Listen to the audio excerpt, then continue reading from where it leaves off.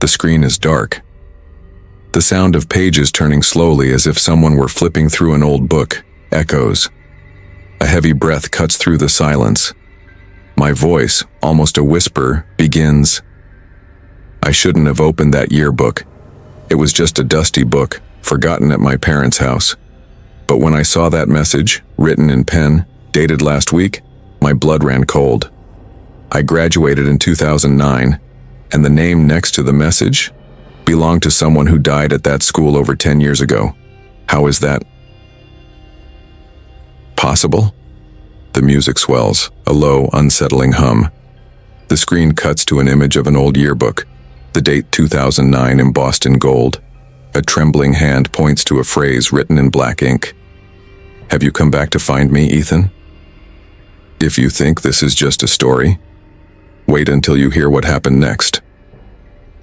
It was a rainy October afternoon, and I was at my parents' house in Ohio, helping clean out the attic.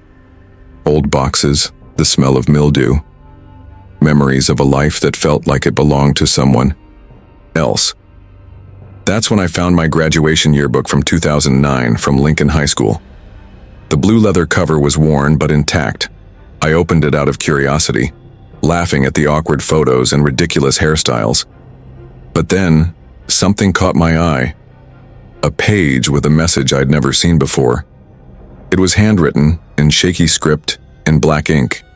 It read, "Have you come back to find me, Ethan? Sarah, 10/15/2024. My heart stopped. First, because my name is Ethan. Second, because the date was from a week ago. And third, because Sarah Mitchell was a girl who died at our school in 2008, a year before my graduation. I remember her. Everyone at Lincoln remembers. Sarah was quiet, shy, but had a smile that lit up the hallway. She died in a tragic accident in the school gym during a renovation. A beam fell and, well, no one likes to talk about it. But now, there, in my yearbook, was her name, and an impossible message. I couldn't stop staring at that page. The ink looked fresh, like it had been written yesterday. I tried to rationalize it.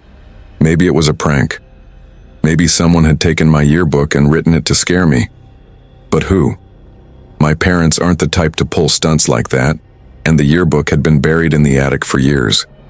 I decided to go back to Lincoln High School. I don't know why. Maybe it was curiosity. Maybe it was fear that if I ignored it, something worse would happen.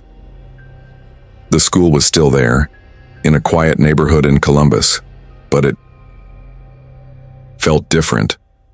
Older, more silent. I parked my car and walked to the main gate, the yearbook in my backpack. It was the weekend, and the school was empty. Or it was supposed to be. As I stared at the building, a chill ran through me. It wasn't just the cold. It was like the air was heavier, like the place itself knew I was there.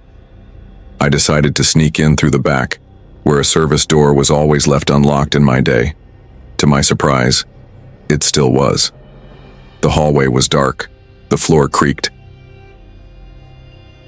under my feet, and the smell of cleaning supplies mixed with something metallic filled the air.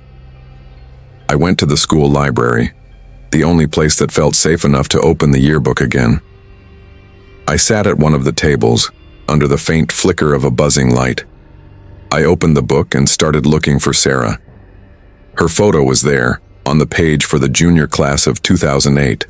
Brown hair, big eyes, that shy smile. But something was wrong. In the photo, she looked different, like she was staring right at me through the page. That's when I heard a sound. A slow scraping like someone dragging a chair upstairs. My heart raced. "Is anyone there?" I shouted, but my voice echoed with no response.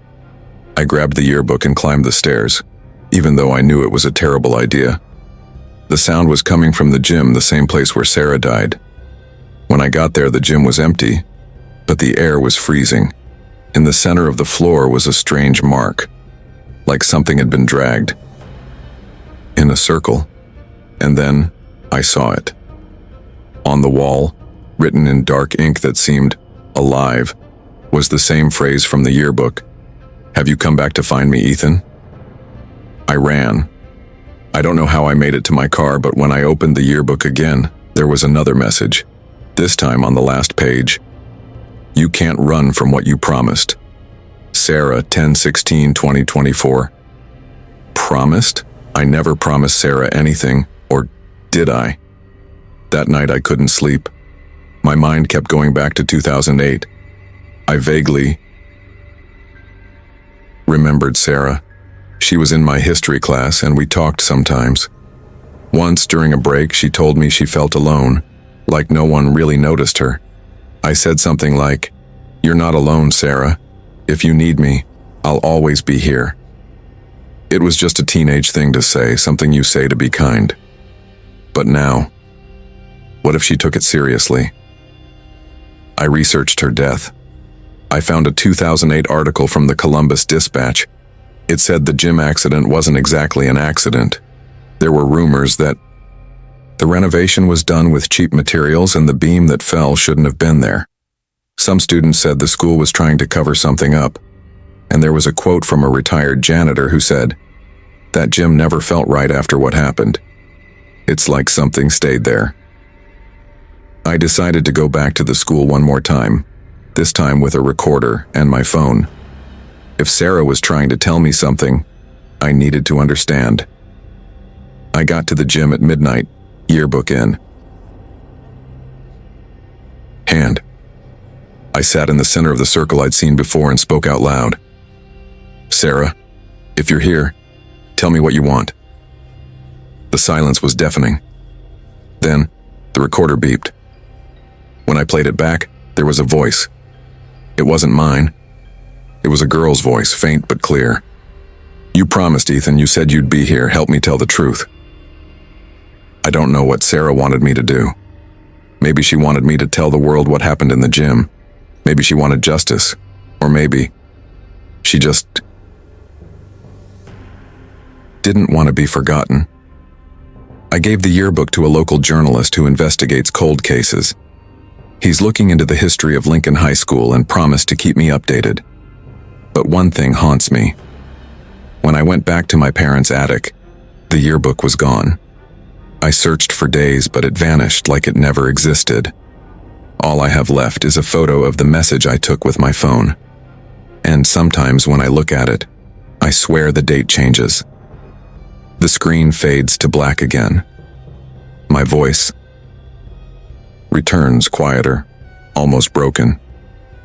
I don't know if Sarah is still at that school waiting, but I know she found me. And now I wonder, what would you do if you found a message that shouldn't exist? Something that called you by name, something that knew who you are?